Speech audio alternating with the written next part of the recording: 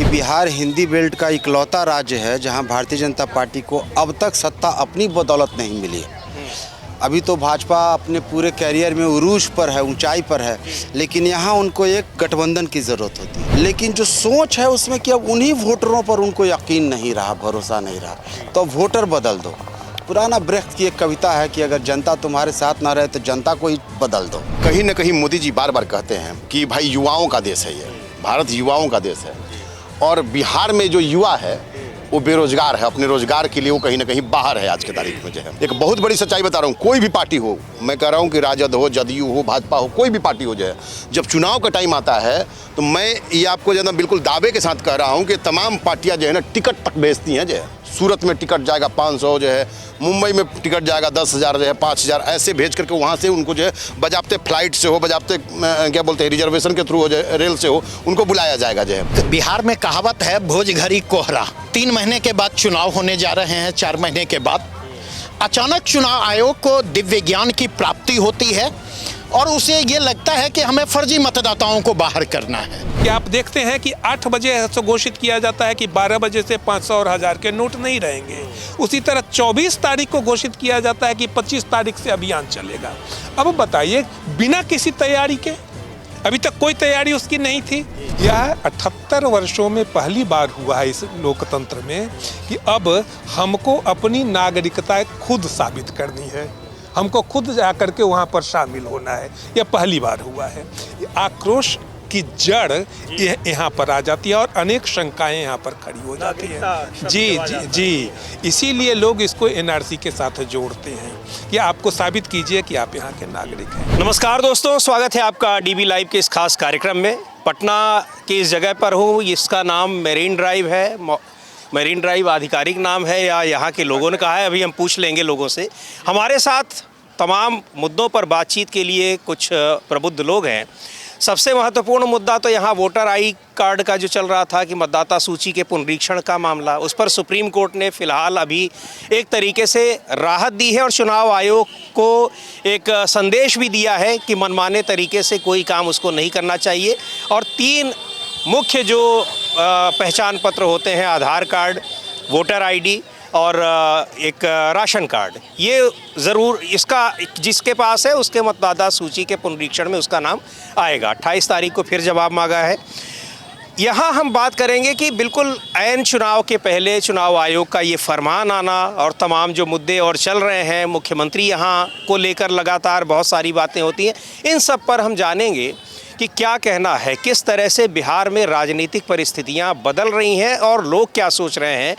आम लोगों से भी हमने बात की है, प्रबुद्ध लोगों का उस पर क्या सोचना है। तो सबसे पहले हम साथ में हैं, अब आपका परिचय करा दें। पृथ्वीराज जी हैं, रिटायर्ड प्रोफेसर हैं, आप अनिल जी हैं और अनीश जी हैं, उसके अलावा सर्वेश कुमार सर्वेश जी हैं, आप अखिलेश जी हैं, आप पटना कॉलेज में प्रोफेसर हैं, और चितरंजन राय जी हैं, वरिष्ठ पत्रकार, इनको आपने हमारे और कार्यक्रमों में भी देखा है।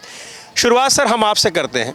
अनीश जी, जो अभी मैं भूमिका बना रहा था, आपको क्या लग रहा है यहाँ पर बिहार में लोग वोट डालने के लिए आने वाले 2-4 महीनों में चुनाव होगा, क्या सोच रहे हैं?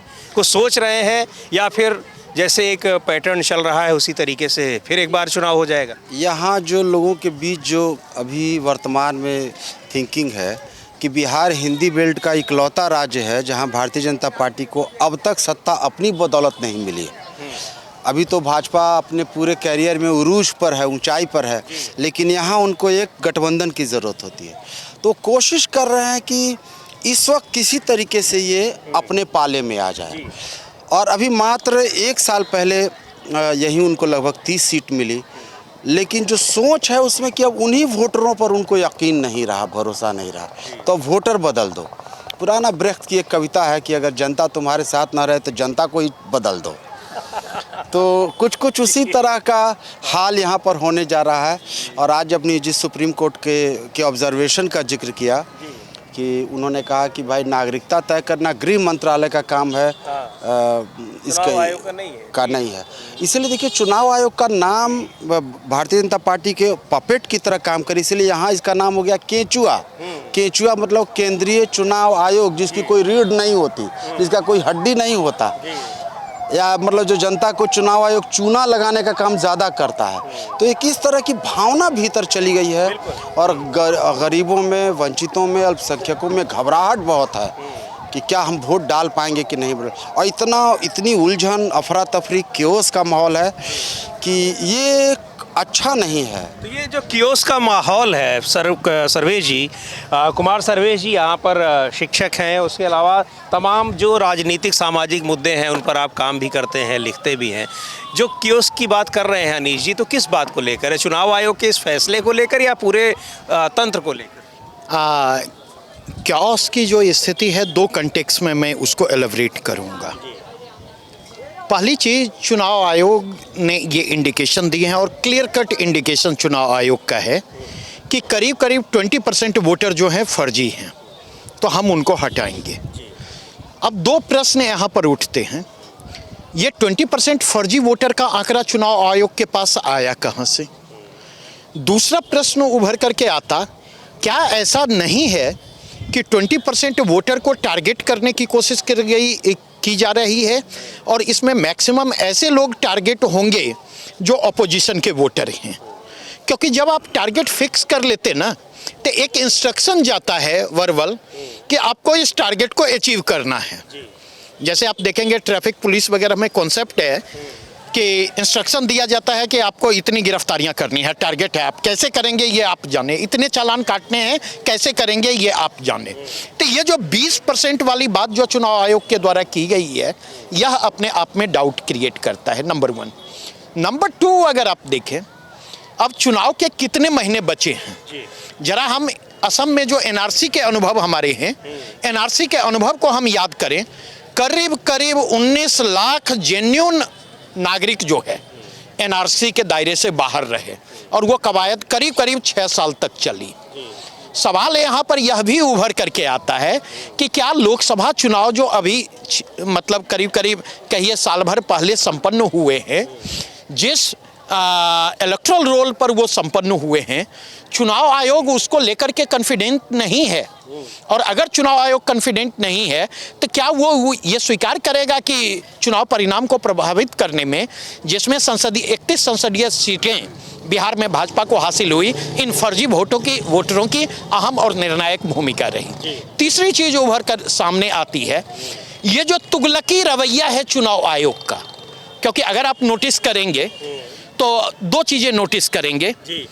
नोटबंदी वाली स्थिति है, चुनाव आयोग ने कहा ये 11 डॉक्यूमेंट हैं, इस डॉक्यूमेंट के आधार पर चीजें निर्धारित होंगी। पता चला बिहार चुनाव आयोग के द्वारा एडवर्टीजमेंट दिया जाता और इस एडवर्टीजमेंट में, फुल पेज एडवर्टीजमेंट में बतलाया जाता है कि अगर यहाँ पर ये डॉक्यूमेंट आपके पास नहीं भी है तो भी आपके फॉर्म स्वीकार किए जाएंगे। ये नहीं कहा गया कि फॉर्म स्वीकार किए जाने का मतलब यह है कि वोटर लिस्ट में उनके नाम शामिल होंगे या नहीं। और 24 घंटे के बाद चुनाव आयोग, केंद्रीय चुनाव आयोग जो है, वह लगातार अपने सोशल मीडिया अकाउंट से लगातार ये सूचित कर रही है और उन पत्रकारों को फेक न्यूज़ के प्रोपागेटर के रूप में प्रेजेंट कर रही है जिन्होंने बिहार चुनाव आयोग के, राज्य चुनाव आयोग के एडवर्टीजमेंट को आधार बना करके डिस्कशन किए। तो सवाल कहीं ना कहीं एक कम्युनिकेशन गैप भी यहाँ पर दिख रहा है। दूसरी चीज़, चुनाव आयोग कहीं ना कहीं एक एजेंडे से परिचालित भी दिख रहा है। तीसरी चीज़, जब चुनाव आयोग और अपोजिशन के बीच ये टकराहट है और सत्ता पक्ष के नेता चुनाव आयोग के पक्ष में मजबूती के साथ खड़े हो रहे हैं, उनके साथ दलीलें दे रहे हैं, तो डाउट तो क्रिएट होता ही है। तो मतलब इसका कि जो चुनाव आयोग का जो रवैया रहा पिछले दिनों का, खास तौर पर उसको लेकर काफ़ी डाउट लोगों के भीतर। अखिलेश जी, आप पटना साइंस कॉलेज में हैं, प्रोफेसर हैं आप जूलॉजी के, क्या लग रहा है आपको यहाँ जो युवाओं के बीच, आप अपने छात्रों के बीच और युवाओं के बीच आपको किस तरीके से दिख रहा है बिहार की राजनीति को लेकर, उनके अंदर क्या चिंता है?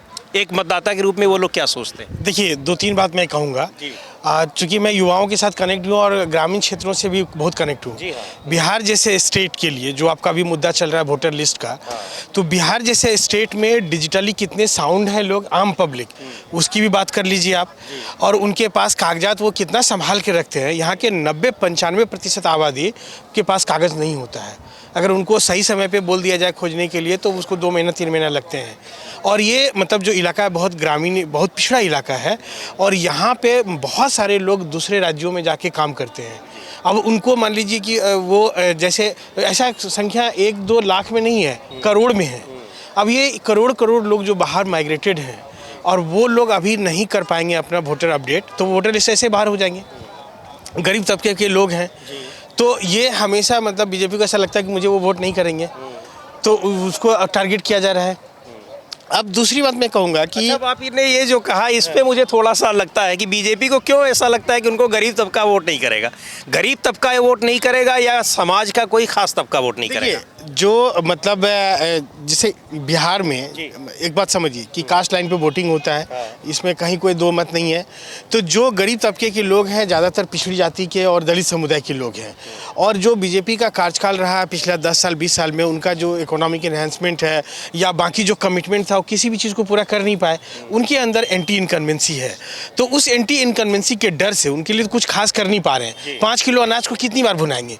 एक ही एजेंडा को तो बार बार नहीं भुनाया जा सकता है। भुनाने के लिए बहुत से एजेंडे हैं। ऑपरेशन सिंदूर है, वो नहीं चल रहा है क्या? ऑपरेशन सिंदूर तो फेल है, वो उनका फेक जो ये था वो मालूम चल चुका है। गांव-गांव में लोग बोल रहे हैं कि इन्होंने भारत का नाम खराब किया और भारत का प्रेस्टीज स्टेक पे गया। ये चीज़ सब लोग अब समझ गए हैं कि इन्होंने मतलब जिस तरह से ट्रंप के कहने पे रोका है, ट्रंप ने 20 बार 30 बार इस बात को कई मंचों से कह चुके हैं, तो इसका मतलब है कि सबको पता है। इतना भी मतलब वो बरगला नहीं सकते हैं अब, क्योंकि बरगलाने की भी सीमा होती है। बहुत बरगला लिया इन्होंने, जो भी कमिटमेंट किया वो पूरा कर नहीं पा रहे हैं।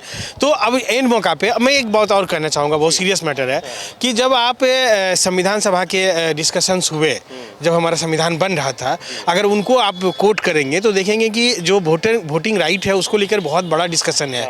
अगर आप उसको करेंगे तो बहुत सारे लोगों का कहना था कि सबों को वोटिंग राइट नहीं दिया जाए, लेकिन अंबेडकर इस पर बहुत आमादा थे कि नहीं, एक आदमी को एक वोट का अधिकार मिलना चाहिए। तो इसके अपने अपने तर्क हैं। तो अब उसको किसी भी तरह से छीनने का एक प्रयास है। और ये बीजेपी देखिए इन मेन मौका पे वो चाहते हैं कि कोई एक ऐसा हम मुद्दा ला दें जो सब कोई उसमें उलझ जाए। और अभी जो उनका मुद्दा होना चाहिए था, रोजगार का मुद्दा होना चाहिए था, जैसे ऑपरेशन सिंदूर की बात की, वो फेल मुद्दा है, तो उनको भुना नहीं पा रहे हैं। तो इन चीज़ों में वो डाइवर्ट करेंगे, वोट को डैमेज करेंगे, लोगों को मतलब वोट से वंचित करेंगे। जो महाराष्ट्र का एडीआर का जो रिपोर्ट है, तो वो भी एक बहुत मतलब, चूँकि वो बहुत ऑथेंटिक संस्था है, तो उनकी रिपोर्ट्स को भी आप खारिज करते हैं। ये देखिए कुछ भी मतलब चीज़ों को एक लाइन से खारिज कर देते हैं। और जब संविधान, दूसरी बात मैं एक और कहूँगा कि संविधान देखिए कितना सुंदर एक हमारा ये है रचना है, जिसमें कि कॉन्स्टिट्यूशनल बॉडी का रचना किया गया, जिसमें आपका चुनाव आयोग भी है, सुप्रीम कोर्ट है। लेकिन जब चुनाव आयोग किसी सरकार की तरफ से, किसी पार्टी की तरफ से प्ले करने लग जाए, तो ये बहुत शर्मनाक है। ये गंभीर मुद्दा है, इसको लेकर यहाँ चिंता है लोगों में जी है। और छात्र भी इस बात से बहुत परेशान हैं और वो सोचते हैं कि ये क्या हो रहा है मेरे देश के अंदर में, कि इस तरह से मतलब हमें बरगलाया जा रहा है, इस तरह से हमें कुछ ऐसे मुद्दों में उलझाया जा रहा है जिसका कोई वास्तविक एग्जिस्टेंस नहीं है। और इस तरह से उलझा करके चीज़ों को डाइवर्ट करके वो एन केन प्रकार हैं, जैसा अनीस जी ने कहा ना कि भाजपा बिहार में कभी सत्ता में नहीं आई है, डायरेक्ट सत्ता में, तो उसमें आने के लिए वो प्रयासरत हैं। और किसी भी तरह से इस बार फिर देखिएगा कि वो चिराग को अलग अलग सीटों पे खड़ा करेंगे और नीतीश जी को हटाने का प्रयास करेंगे। वो चाहेंगे कि उनका मुख्यमंत्री होते हैं। इस मुद्दे पे भी अखिलेश जी बिल्कुल सही बात है। युवाओं में अगर ये सोच है कि उनको अपने मुद्दों की तलाश है तो बहुत ज़रूरी है। आते हैं पृथ्वीराज जी आपके पास भी और अनिल जी आपके पास भी। आपसे पहले मैं एक जो शुरू में मैंने सवाल किया कि हम लोग बहुत अच्छी जगह खड़े हैं ये पटना में, और ये बता दें आपको, ये इसको मरीन ड्राइव कहते हैं जो आप देख रहे हैं, जेपी पथ बोलते हैं। आपसे वही अभी मैं पूछूंगा कि मरीन ड्राइव इसका यहाँ के लोगों ने नाम रखा है या फिर ये ऑफिशियल नाम है। तो ये बड़ा उनका एक ड्रीम प्रोजेक्ट है, पीछे गंगा जी का किनारा है, पुल है। तो बस आप पहले मुझे ये बता दीजिए कि ये जो मरीन ड्राइव है ये लोगों ने कहना शुरू कर दिया या सच में इसका नाम? बिल्कुल लोगों ने कहना शुरू कर दिया। एक्चुअली इसका जेपी पथ नाम है और गंगा ड्राइव भी इसको बोलते हैं जो है, और गंगा के किनारे बना हुआ है। लेकिन कहीं ना कहीं जो है जुहू चौपाटी का नज़ारा ये लोग देख के आए और यहाँ पर जिन्होंने शिगुफा छोड़ दिया कि भाई ये भी मरीन ड्राइव है जो है। तो मरीन ड्राइव यहाँ के लोगों ने नाम रखा है। पहला चीज़ लोगों ने आप जी हाँ, सबसे बड़ा मेन चीज़ आपने बहुत डिस्कशन किया जो है, कहीं ना कहीं मोदी जी बार बार कहते हैं कि भाई युवाओं का देश है ये, भारत युवाओं का देश है। और बिहार में जो युवा है वो बेरोजगार है, अपने रोजगार के लिए वो कहीं ना कहीं बाहर है आज के तारीख में जो है। आज सबसे ज़्यादा अगर दिक्कत किसी को हो रही है तो उस युवा को हो रही है। एक बहुत बड़ी सच्चाई बता रहा हूँ, कोई भी पार्टी हो, मैं कह रहा हूँ कि राजद हो, जदयू हो, भाजपा हो, कोई भी पार्टी हो जाए, जब चुनाव का टाइम आता है तो मैं ये आपको ज़्यादा बिल्कुल दावे के साथ कह रहा हूँ कि तमाम पार्टियाँ जो है ना टिकट तक बेचती हैं जो है। सूरत में टिकट जाएगा 500 जो है, मुंबई में टिकट जाएगा 10,000 जो है, 5,000 ऐसे भेज करके वहाँ से उनको जो है बजाबते फ्लाइट से हो, बजाबते क्या बोलते हैं रिजर्वेशन के थ्रू हो, रेल से हो, उनको बुलाया जाएगा जो है।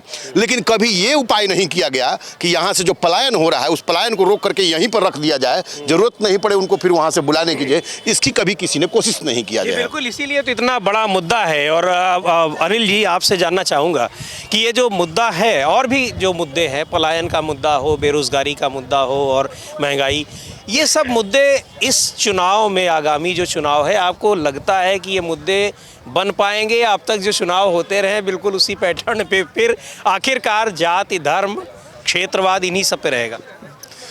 सबसे पहले तो आपका शुक्रिया कि बिहार में के समाज में और बिहार की राजनीति में अभी का जो सबसे चर्चित मुद्दा है उसको आपने उठाया है, उसको आपने लिया है। पहली बात तो यह कि जब मतदाता पुनरीक्षण, विशेष गहन पुनरीक्षण की जब बात हम करते हैं तो एक डायनामिक चेंज आपको दिखाई पड़ता है, एक आयाम ही बदलता हुआ दिखाई पड़ता है। लोगों का उबाल, लोगों का आक्रोश अनायास नहीं है कि इसके पहले तक सरकार खुद उसको मतदाता सूची में शामिल करती थी और लोग जानते भी नहीं थे और घर घर आकर के उनको मतदाता सूची में शामिल कर लिया जाता था। यह 78 वर्षों में पहली बार हुआ है इस लोकतंत्र में कि अब हमको अपनी नागरिकता खुद साबित करनी है, हमको खुद जाकर के वहाँ पर शामिल होना है। यह पहली बार हुआ है। आक्रोश की जड़ यहाँ पर आ जाती है और अनेक शंकाएं यहाँ पर खड़ी हो जाती हैं। जी, इसीलिए लोग इसको एनआरसी के साथ जोड़ते हैं कि आपको साबित कीजिए कि आप यहाँ के नागरिक हैं। दूसरी बात जो मैं कहना चाहता हूँ कि कल तक जो आधार कार्ड सबसे प्रमुख चीज़ थी, भले वो हमारी नागरिकता का प्रमाण पत्र नहीं हो, मगर हमारी सारी चीज़ों के लिए वो आवश्यक बात थी। एक आदेश के द्वारा उस आधार को खारिज कर दिया गया कि मतदाता बनने के लिए आधार जरूरी नहीं है।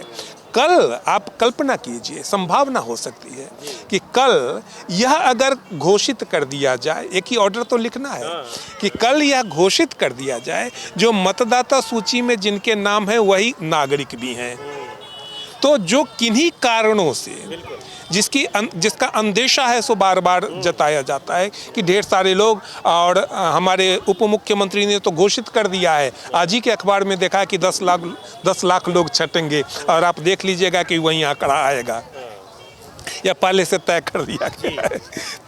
तो सारे लोग अब नागरिक नहीं रहेंगे तो होगा क्या? इसके बाद क्या होगा? या तो उनको आप जेल में बंद कर दीजिए जो आप रिटेंशन सेंटर बनाए हुए हैं, या आप बांग्लादेश पाकिस्तान की सीमा पर या जिस तरह रोहिंग्याओं के साथ किया गया समुद्र में जाकर के उनको उतार दीजिए। यही सब कुछ होगा। तो यह एक यूँ कहें कि एक भय का माहौल क्रिएट करने के लिए, एक अफरा तफरी मचाने के लिए, ये एक स्टाइल है भाजपा का कि आप देखते हैं कि 8 बजे ऐसा घोषित किया जाता है कि 12 बजे से 500 और 1000 के नोट नहीं रहेंगे। उसी तरह 24 तारीख को घोषित किया जाता है कि 25 तारीख से अभियान चलेगा। अब बताइए, बिना किसी तैयारी के, अभी तक कोई तैयारी उसकी नहीं थी, एकाएक है सो इसको घोषित कर दिया गया कि कल से है सो यह सब होगा। कल हमने देखा कि एक बात कि और कि जिस स्टेट मशीनरी यह 4 महीना होने जा रहा है, 75,000 स्कूल में किताब नहीं पहुंचा पाई है, वही स्टेट मशीनरी इसके लिए भी काम करेगी। वह स्टेट मशीनरी किस तरह 30 दिन में 8 लाख लोगों के पास पहुंच जाएगी और उनको 8 करोड़ लोगों के पास पहुंच जाएगी और उनका नाम दर्ज कर लेगी। माने यह सब है। एक संभावना यह भी बनती है कि अगर यह इतने सीमित समय में यह नहीं हो तो शायद इसको एक्सटेंड भी किया जाए, और एक्सटेंड करते करते इसका समय बढ़ाते बढ़ाते नवंबर पार कर दिया जाए। नवंबर पार करने के बाद राष्ट्रपति शासन, यह अंदेशा लगाया जाता है कि राष्ट्रपति शासन है सो लागू हो जाएगा। इसके बाद चुनाव राष्ट्रपति शासन के अधीन होगा। बिल्कुल, ये बहुत सारी आशंकाएं हैं, आपने बिल्कुल सही कहा, और उसमें से एक ये भी पक्ष उसका दिखाई पड़ रहा है। पृथ्वीराज जी, आप बहुत दिन तक आपने पढ़ाया, लेखक भी हैं आप, आपको क्या लग रहा है कि इन सारी चीज़ों को लेकर बिहार का मतदाता भी, खास तौर पर जो पढ़ा लिखा युवा मतदाता है, वो भी कुछ सोचता है, उसके कुछ विचार बदल रहे हैं, या फिर जो एक बना बनाया पैटर्न है बस उसी पे वो भी जाता है और वोट कराता है? कुछ बदलाव उसके अंदर दिख रहा है कि नहीं दिख रहा है? देखिए, बदलाव दिख रहा है और बदलाव का कारण नहीं है, इसके पीछे लंबी पृष्ठभूमि है। हम देख रहे हैं कि देश की जितनी स्थापित संवैधानिक संस्थाएं हैं उसमें चुनाव आयोग भी है, चुनाव इलेक्शन कमिश्नर किस तरह नियुक्त हुए ये भी मामला सुप्रीम कोर्ट में गया था।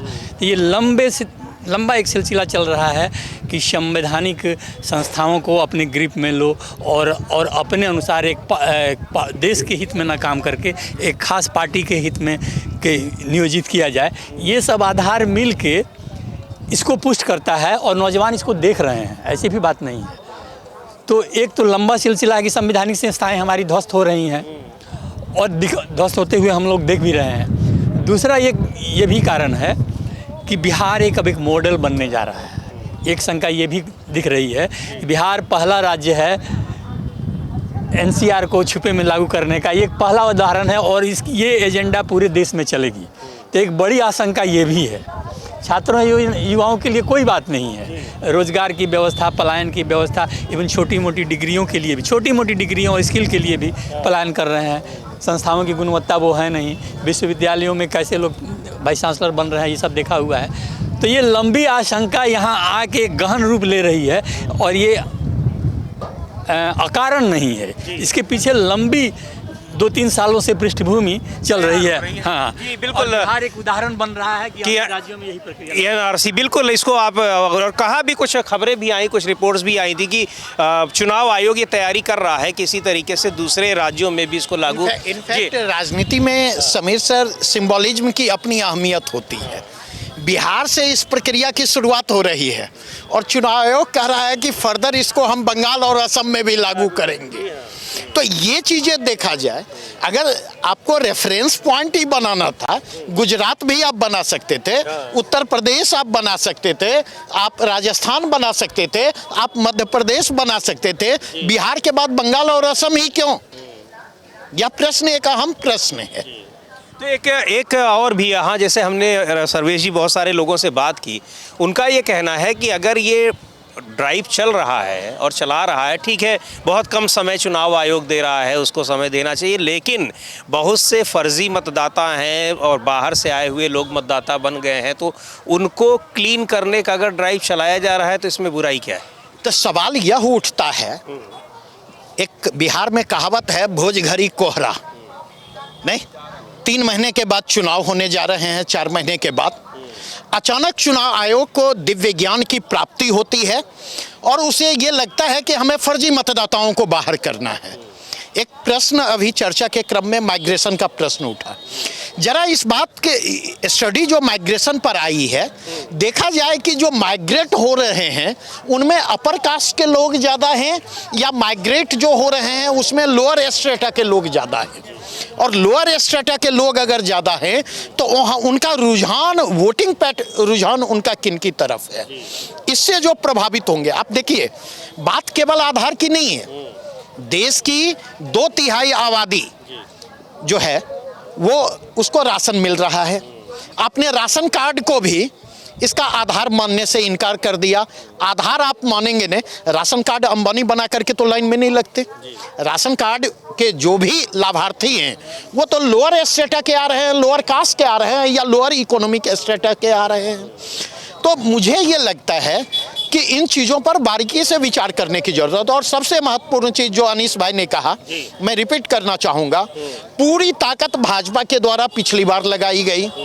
लोग कहा करते थे, बिहार का जो चुनाव परिणाम का विश्लेषण होता था कि यहाँ 3 पोल हैं, एक महागठबंधन मतलब राजद, दूसरा जदयू, तीसरा बीजेपी। 2 अगर मिल जाएंगे तो क्लीन स्वीप हो जाएगा। 2020 के चुनाव में देखें, दोनों के मिलने के बावजूद, सारे कुकर्म करने के बावजूद स्लाइट मार्जिन से ये बहुमत तक पहुंच पाते हैं। तो वो जो 2020 का चुनाव परिणाम है, भाजपा गठबंधन के भीतर सबसे बड़ा डर पैदा कर रहा है। और सबसे महत्वपूर्ण चीज़ यह है कि ऐसा नहीं कि राजद महागठबंधन के दल ही इससे प्रभावित होंगे, गैर भाजपा एनडीए दल भी इससे प्रभावित होने जा रहे हैं, लेकिन उनमें इतनी हिम्मत नहीं है, उनमें इतना नैतिक बल नहीं है, अपने दम पर चुनाव लड़ने की स्थिति में नहीं है कि वो इस निर्णय के विरोध में खड़े हो सके। एक थोड़ा सा इससे हटकर भी है, अनीश जी आपसे जानना चाहूँगा इस मुद्दे को लेकर। हालांकि अब ये चुनाव आयोग का फरमान है, फैसला है, आरोप भले लग रहे हैं कि बैकडोर से सारा फैसला निर्देशित कहीं और से हो रहा है, जो चुनाव आयोग तो निमित्त मात्र है, लेकिन मान भी लिया जाए तो इसको क्या लग रहा है कि इसने जो बहुत सारे और ज़रूरी मुद्दे थे उनसे लोगों को भटका नहीं दिया? ये भी तो हो सकता है। अब इस समय केवल और केवल चुनाव आयोग का फरमान, इसी पे बात हो रही है। कि ये बिल्कुल सही बात की तरफ आपने इशारा किया। 20 साल हो गए भाजपा जदयू के गठबंधन के। 20 साल एक बहुत बड़ा वक्फा होता है, पीढ़ी गुजर जाती है। और 2005 में जो लालू पीरियड में जिस तरह का माहौल था, एक असंतोष, आक्रोश, एक बदलाव की आकांक्षा थी, ठीक वही दिख रही थी। और ये जो भी ज़मीनी स्तर पर बिहार में है, जिसकी तरफ इशारा किया कि पिछली बार मात्र 12,000 वोट ज़्यादा लाकर भाजपा सत्ता में आई, तो ये एक बहुत बड़ा डर है उनको। और इसीलिए जो एक्सरसाइज है कि उस पूरे जो एजेंडा को चेंज कर दो और एक अफरा तफरी हो जाए।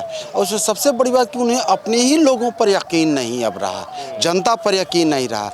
इसकी तरफ अखिलेश जी ने एक अच्छी बात की तरफ इशारा किया, क्या पूरा एजेंडा ला रहे हैं अंबानी अडानी फ्यू कॉरपोरेट्स के लिए, या ये पूरी आपकी सूची हिटलर और इटली और जर्मनी का जो पूरा जो मॉडल है वहाँ से आप ला रहे हैं ये। लेकिन आप देखिएगा उनको मुंह की खानी पड़ेगी बिहार में। ये आपने जो कहा कल चुनाव आयोग ने एक की तरफ से आया और उसका जो हिंदी ट्रांसलेशन किया गया कि वो प्योर लिस्ट बना रहा है, कि शुद्ध सूची, मतदाता सूची बना रहा है, उसको लेकर भी बड़ा शुद्ध रक्त, शुद्धता की समझ नहीं आ रहा है कि कौन सी शुद्धि ये कर। आप समझिए कि ये सारा ये जो बुक है ये उसी हिटलर और मुसोलिनी और हिटलर के किताब से आए, जो न्यूरम्बर्ग एक्ट आया 1935 में हिटलर के, उसने डेमोक्रेटिक राइट्स को सस्पेंड कर दिया।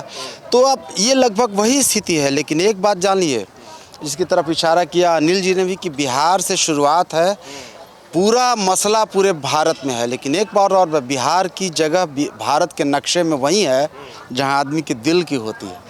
तो दिल को हुआ तो पूरा देश कोमा में चला जाएगा। इसलिए इसको ठीक रखना हम सब नागरिक और भारतवासी, बिहार वासियों का कर्तव्य है। तो अब उसको लग रहा है कि आप जो कह रहे हैं कि दिल की बात है, तो सुप्रीम कोर्ट ने भी समझा उसको। लेकिन अगर अनीश भाई, समीर भाई, यहाँ पर मैं एक बात कहना चाहूँगा। सुप्रीम कोर्ट ने आज जो कुछ ऑब्जर्वेशन दिया है उससे बहुत उत्साहित होने की ज़रूरत नहीं है, क्योंकि एक लंबे समय से सुप्रीम कोर्ट का यह ट्रेंड चल रहा है, ऑब्जर्वेशन कुछ होता है और फैसला कुछ होता है। ज़्यादा पहले मैं नहीं जाना चाहूँगा, वक्फ वाले मामले पर पहले दिन जो सुनवाई हो रही थी, सुप्रीम कोर्ट के ऑब्जर्वेशन को आप नोटिस लें, और वक्फ का मसला सुप्रीम कोर्ट की सुनवाई में आज कहाँ पर खड़ा है, आप उसको नोटिस में लेने की कोशिश करें। तो इसलिए मुझे लगता है सुप्रीम कोर्ट का फैसला जो है थोड़ी सी राहत दे रहा है, लेकिन ये लड़ाई जब भी लड़ी जाएगी सड़कों पर लड़ी जाएगी। और बिहार की जनता ने कल यह दिखा दिया कि वह इस लड़ाई अपने दम पर लड़ने में सक्षम है। बिल्कुल, ये लड़ाई तो खैर अब लोकतंत्र में लड़ाई तो सड़कों पे लड़ी ही जाएगी अगर आपको विरोध है, आक्रोश है।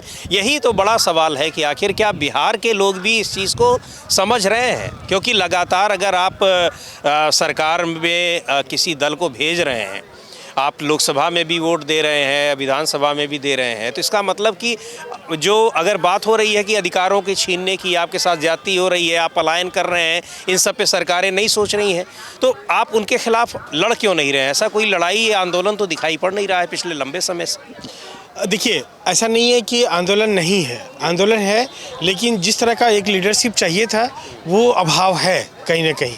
कि लेकिन कोई चीज़ होता है, जैसे गांधी जी की आप लड़ाई को देखेंगे तो 10-10 साल का टेन्योर के बाद वो एक लंबी लड़ाई लड़ते थे। तो जब मान लीजिए कि लगातार एक लड़ाई नहीं लड़ी जा सकती है, हर साल नहीं लड़ी जा सकती है, अभी ऐसा माहौल बन चुका है और इसी चीज़ का तो डर है भाजपा को। और यही वजह है कि देखिए कि चुनाव आयोग भी बोल रहे हैं एक पर्टिकुलर संख्या, और उसके जो भाजपा के लीडर हैं वो भी एक पर्टिकुलर संख्या बोल रहे हैं। कैसे बोल रहे हैं वो? इसका मतलब उन्होंने तय कर लिया है कि इतने लोगों को हम बाहर कर देंगे तो हम चुनाव जीत जाएंगे। क्योंकि जो मार्जिन है, आप लोकसभा का भी मार्जिन देखेंगे तो बहुत क्लोज मार्जिन है। ऐसा नहीं कि बहुत ज़्यादा, उन्होंने नारा दिया 400 पार का। आप देखिए किसी तरह का, अब मैं सच कहूँ कि अगर मीडिया इस देश का सही से दिखाते तो बनारस का सीट हार जाते मोदी जी इस बार। अगर वो केवल इतना जो वहाँ चल रहा था ना कि मतलब ये दोनों फाइट में हैं, इतना भी बोल दिए होते मीडिया वाले तो बनारस की सीट वो हार जाते हैं। क्योंकि प्रधानमंत्री होने के बावजूद इतने यशस्वी प्रधानमंत्री हैं, 5-6 राउंड तक वो पीछे रहते हैं एक साधारण कार्यकर्ता से। बात आपकी सही है। मेरी जो चिंता है या मैं जो पूछना चाह रहा हूँ, चूँकि मैं लगातार युवाओं से भी बात कर रहा हूँ, यहाँ कितने बार परीक्षाओं को लेकर क्या हुआ है, धांधली हो रही है, जब वो प्रदर्शन कर रहे हैं तो पीटे जा रहे हैं, मारे जा रहे हैं। लेकिन उन प्रतियोगी छात्रों के अलावा अगर दूसरे जगहों से मैं बात करता हूं तो युवाओं के भीतर बेरोजगारी और इन सब चीज़ों को लेकर कोई ऐसी अकुलाहट नहीं दिखाई पड़ती, जहां तक मैं समझ पा रहा हूं। देखिए वो जैसे इसी चीज़ को ख़त्म करने के लिए ये इस तरह का एजेंडा लेकर आए हैं। अभी ये क्या करते हैं, अगर आप देखेंगे कि पूरा टेन्योर बीजेपी का, तो कुछ इंटरवल पे वो कोई न कोई ऐसा मुद्दा देते हैं जिसका पूरा ध्यान भटक जाए। आप किसी भी मामले में देख लीजिएगा, उनके पास एक रिसर्च टीम है और वो जानते हैं कि कैसे जनता को डाइवर्ट किया जाए। अभी छात्रों को, मतलब जो यूथ है, तो यूथ को देखेंगे कि उनका भगवाकरण किया जा रहा है, उनको जो हार्ड हिंदुत्व का नशा में घुट्टी पिलाया जा रहा है, उनको अलग अलग धार्मिक कर्मकांडों में उलझाया जा रहा है। जो मतलब उनको जैसे मुस्लिम समुदाय का कोई फेस्टिवल होगा तो वहाँ आक्रोशित हो जाओ, हिंदू समुदाय का कोई फेस्टिवल है तो वहाँ आक्रोशित हो जाओ। उनके अंदर केवल आक्रोश भरे जा रहे हैं। तो इसीलिए ताकि उनका अगर वो ख़त्म कर दिया जाए। क्या है ये, किसकी कमज़ोरी है? शिक्षा की कमज़ोरी है कि कोई व्यक्ति उनको अगर इस तरह से बरगला दे रहा है, या कोई ऑर्गेनाइजेशन या कोई सिस्टम उनको बरगला दे जा रहा है? इतनी जल्दी वो अपनी सारी जो ज़रूरी चीज़ें हैं, पूरा भविष्य है, उसको वो किनारे रख दे रहे हैं और इसमें आकर उलझ जा रहे हैं। देखिए किसको कमी मतलब जैसे एजुकेशन का कमी है, व्यक्ति का अपना खुद कमी। जैसे हम लोग जैसे लोग कभी बरगला नहीं सकते हैं, हम लोगों को कोई बरगला नहीं सकता क्योंकि हमारी समझ है, हमारी एक अपनी मतलब सोच है। लेकिन जो यूथ यहाँ पे उस लेवल पे नहीं है तो वहाँ लीडर का एक बड़ा भूमिका हो जाता है। अगर हम एक इंटेलेक्ट पर्सन है, अगर जैसे मैं अपने कॉलेज के बच्चों को बरगलाऊँ कि तुम यही किताब पढ़ लो, तो वो शायद मेरी बात मान लेंगे। तो जब सोसाइटी का एक प्रिविलेज्ड आदमी, एक लीडर, कोई आदमी जिसको उसको लीड करता है किसी न किसी वे में, वो उनको बताते हैं कि तुम्हारा हिंदुत्व खतरे में है, देश खत्म हो जाएगा, ये पाकिस्तान हो जाएगा, मुस्लिम कब्जा कर लेंगे, तो उनके अंदर में लगता है कि सही में ऐसा हो जाएगा। इस तरह का वीडियोज उनको दिखाए जाते हैं, उन तरह का चीज़ दिखाया जाता है, तो उनके मन में कहीं ना कहीं ये एक संशय पैदा होता है। अब वो अपने स्तर पर इन चीज़ों को देख नहीं पाते हैं और तो अपनी ज़रूरी समस्याओं को भी भूल जाते हैं, अपने भविष्य की चीज़ों को भी। अनिल जी, यही चीज़ मैं आपसे अब जानना चाहता हूँ कि ये कहाँ उनका शिक्षा का स्तर इस तरह से पहुँच गया है, या फिर वास्तव में जो डर दिखाया जाता है जिसका जिक्र अखिलेश जी कर रहे हैं, तो ये डर उनके अंदर कहीं और ज़्यादा वो हावी हो जाता है कि हम अपना भविष्य तो देख रहे हैं लेकिन आने वाली 4 पीढ़ियों का भविष्य कौन देखेगा? आप उन युवाओं की बात करना चाहते हैं जिन युवाओं को पता है कि यह देश 99 साल के लिए ही आज़ाद हुआ था। नहीं सर, और वो उन्हीं युवाओं की बात नहीं है, मैं बड़े पैमाने पर युवाओं की बात कर रहा हूँ। यहाँ तक कि कुछ वो युवा भी जो पीड़ित हैं परीक्षाओं को लेकर, परीक्षाएं नहीं हो रही हैं, पेपर लीक हो रहा है, उसके लिए वो आंदोलन कर रहे हैं तो पीटे जा रहे हैं, उनमें से भी कुछ जब वोट के समय, हम चुनाव के समय बात करने लगते हैं तो हमको बदले हुए दिखाई पड़ते हैं। सबकी बात नहीं कर रहा हूँ, लेकिन कुछ की बात। हाँ, वह बदलाव आपको यहाँ कई चुनाव में केवल एक ही कारक नहीं काम करता है, कई कारक काम करते हैं, और बिहार के चुनाव में तो और ज़्यादा जाति धर्म वगैरह सारी बातें हो जाती हैं। तो ऐसा नहीं है कि ये मुद्दे उठे नहीं हैं या उठ नहीं रहे हैं या मजबूत नहीं हो रहे हैं। उनके रोज़गार का सवाल है, शिक्षा का सवाल है, स्वास्थ्य का सवाल है, बिहार में भ्रष्टाचार का सवाल है, बिहार में अपराध का सवाल है। ये सवाल रोज रोज मजबूत हो रहे हैं। इन सवालों से युवाओं को बचाने के लिए उनको तरह तरह से भड़माया जा रहा है। और जो आप एक पैटर्न देखते हैं कि हर एक अगले सप्ताह एक नया इशू खड़ा होता है और पूरा देश उसमें, यह 2014 से लगातार चल रहा है। इस तरह देश तंग तबाह कभी नहीं हुआ था कि लगातार किसी मुद्दे पर वह जूझता रहता है। तो चूंकि ये सवाल खड़े हो रहे थे, इसीलिए इन सवालों से वो भटक जाएं और इसमें उलझ जाएं। यह जो हैरार्की जो उत्पन्न हो रही है या मतदाता की, उसमें उलझ जाएं। और अगर आप सवर्ण हैं तो आप शुद्धतावादी होना आपके लिए गौरव की बात है। तो यह बात कि शुद्धतावाद का जिस तरह चुनाव आयोग यह बेहद ऑब्जेक्शनेबल शब्द है वह जो उसने इस्तेमाल किया है कि शुद्धतावाद हमेशा ही दक्षिण पंथ का एजेंडा रहा है। इसको इस तरह समझिए कि वह दक्षिण की जर्मनी भी शुद्धतावादी हो रहा था और उसका क्या परिणाम था कि जो अशुद्ध लोग थे उनको दौड़ा दौड़ा करके पीटा जा रहा था। यहाँ भी बिहार में उसी तरह शुद्धतावाद का एजेंडा खड़ा किया गया है कि जो जो जो जो पिछड़े हुए दलित होंगे उसको सवर्ण लोग मार ढेला से ऐसो भगाएंगे और उनके घर में आग लगाएंगे या उनको बहिष्कृत करेंगे या उनके साथ जो व्यवहार करेंगे। तो एक बहुत ही गलत एजेंडे पर, बहुत ही गलत दिशा में यह सारी व्यवस्था जा रही है। जो वास्तविक एजेंडे खड़े होने चाहिए थे उनको इसी तरह दबाया जा रहा है फेक एजेंडा के। वास्तविक एजेंडे जो हैं सर, आप बताएं कि उन वास्तविक एजेंडों पर सोच कितना रहे हैं लोग, सोच रहे हैं या कोई, क्योंकि अगर आप चुनाव के परिणाम देखा जाए या अगर वोट के समय आप अपनी सारी चीज़ों को भूल कर फिर से वहीं चले जाएं तो क्या लगता है कि वास्तविक एजेंडे पर उनका ध्यान नहीं है? वास्तविक एजेंडे पर ध्यान है, लेकिन मैं इसको कुछ अलग तरह से देख रहा हूँ। हमारे रोल मॉडल बदल रहे हैं। हम ऐसे युग में जी रहे हैं, मैंने विगत 2-3 दशकों में, जहाँ रोल मॉडल ऐसा युवाओं को ऐसा दिख नहीं रहा है जो आज़ादी के बाद और आज़ादी के समय दिखते थे, जिसके लिए लोग प्राण उत्सर्ग करने के लिए तैयार रहते थे। और ये संस्थाओं के क्षरण का दौर है। जो भी संस्थाएं बनी कठोर संघर्षों के साथ रक्त बहा के, उनमें धीरे धीरे क्षरण हो रहा है। और उस क्षरण में ये युग की विशेषता हम कहेंगे। ये युग ही कुछ ऐसा चल रहा है कि संस्थाएं क्षरित हो रही हैं, संगठन विघटित हो रहे हैं और रोल मॉडल का अभाव हो रहा है। समस्याएं जहाँ की तहाँ हैं और इसमें युवाओं को, जो जैसा कि अनिल जी ने कहा कि फेक एजेंडा खड़ा किया जा रहा है, बहकाया किया जा रहा है। तो डीप फेक, पोस्ट ट्रूथ युग जिसको कहते हैं, उत्तर सत्य युग, सत्यातीत युग की जो हम बात करते हैं कि सत्य जब तक अपने जूते बांध रहा, किसी ने कहा कि सत्य जब तक अपने जूते बांध रहा होता है तब तक असत्य दुनिया का 4 फेरा लगा के आ जाता है। इतनी तेजी से संचार माध्यमों से झूठी बात फैलाई जा रही हैं, फेक एजेंडे युवाओं के मध्य। कृष्ण बिहारी नूर ने कि सच घटे या बढ़े सच ना रहे, झूठ की तो इंतहा ही नहीं। तो एक ऐसे ही युग का ही ऐसा एक चलन है और कुछ रोल मॉडल भी कम हो रहा है। और ये टेक्नोलॉजी, ये कम्युनिकेशन सिस्टम का भी हमको लगता है कि कुछ ऐसा है कि लोग मिल बैठ के बात नहीं कर पा रहे हैं, आपस में संवाद नहीं कर पा रहे हैं, जो पिछले युग के संगठनों का आधार होता है। उनको जो उसमें मिल जा रहा है व्हाट्सएप में, वीडियो में, उसी को सही मान ले रहे हैं। जब रोने की कोशिश करता है तो माँ उसको लोरी सुनाने लगती है।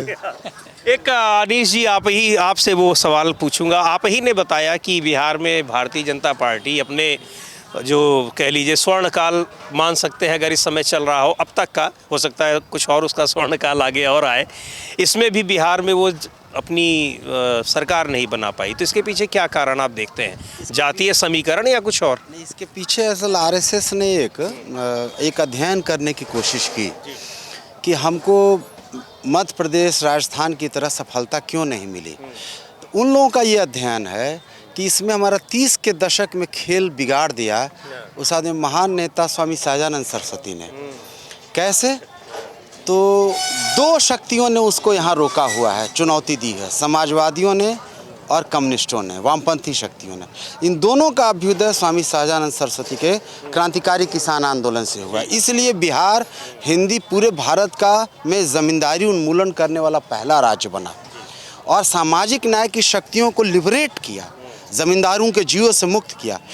इसलिए आप देखिएगा कि समाजवादियों की, सोशलिस्टों की, कम्युनिस्टों की जो विरासत है, जो आप राजस्थान जाइए, अभी वसुंधरा राजे राजा चीफ मिनिस्टर बनती है, वहाँ कौन आदित्यनाथ, ये सिंधिया वहाँ से एमपी बनता है। आप बिहार में कल्पना नहीं कर सकते कि दरभंगा महाराज जीत सकते हैं।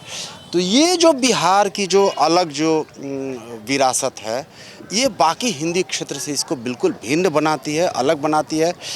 पूरे हिंदी क्षेत्र के मुकाबले में वामपंथी। लेकिन राजनीति तो विरासत वाली ही हावी है इस समय बिहार में। हाँ, वो आप कह रहे हैं कि विरासत में, लेकिन कई बार होता है जब लार्जर एजेंडा आता है, जब आपके पास राक्षस आ जाएगा कोई, लोग कहते हैं कि वो जंगल राज था, ठीक है, लेकिन एक जल्लाद राज से आपका मुकाबला, तो जंगल का तो कुछ नियम कानून भी है, जल्लाद का क्या है। तो ये इसमें जब तक भाजपा रहेगी तो विरासत की राजनीति भी बिहार के लोगों की मजबूरी बनी रहेगी। ये थ्रेट जब बिहार के लोगों से अलग होगा। एक बात देखिए, बहुत इंपॉर्टेंट बात पृथ्वीराज और अनिल जी ने कही, आपने बड़ा अच्छा सवाल पूछा, ये सवाल नहीं पूछा जाता है कि इतनी बेरोजगारी, इतना मतलब ध्वंस है, विरोध क्यों नहीं है। तो आप देखिएगा, ठीक कहा कि जितने बड़े अखबार हैं, सारे बड़े पूंजीपतियों के, आप जैसे फिलिस्तीन पर देखिए, अफ्रीका में जो कुछ हुआ है, फिलिस्तीन पर जो कुछ भी, हमारे को मात्र 3 स्रोतों से खबर सूची मिलती है, या तो रायटर से, AP से या AFP से। एक अमेरिकी है, एक ब्रिटिश है, एक फ्रांसीसी है, और इनके सब के रणनीतिक हित जुड़े हुए हैं स्टेट का, या फिर BBC या CNN। पूरे भारत की मीडिया का लैटिन अमेरिका में कोई संवाददाता नहीं है, अफ्रीका में कोई। तो ज्ञान के, सूचना के स्रोतों पर जो कब्जा है, तो हमको पता ही नहीं कि हमारा ध्वंस किस तरीके से हो रहा है। और ये एक भयावह चीज़ है। इसीलिए डेमोक्रेसी जिसको कहते हैं ना, कि वो उसका न्यूनतम मर्यादा भी, जिसके बारे में कहा, ये वो बिहार में सबसे, हिंदी बेल्ट में सबसे बेस्ट प्लेस में। आप देखिए ना, अभी भी यहाँ 16 कम्युनिस्ट पार्टी का MLA है, 2 MP है, 2 MLC है, माध्यमिक शिक्षकों का सबका मास ऑर्गेनाइजेशन है। यही एक यहाँ की उम्मीद है, जो जन संगठन है।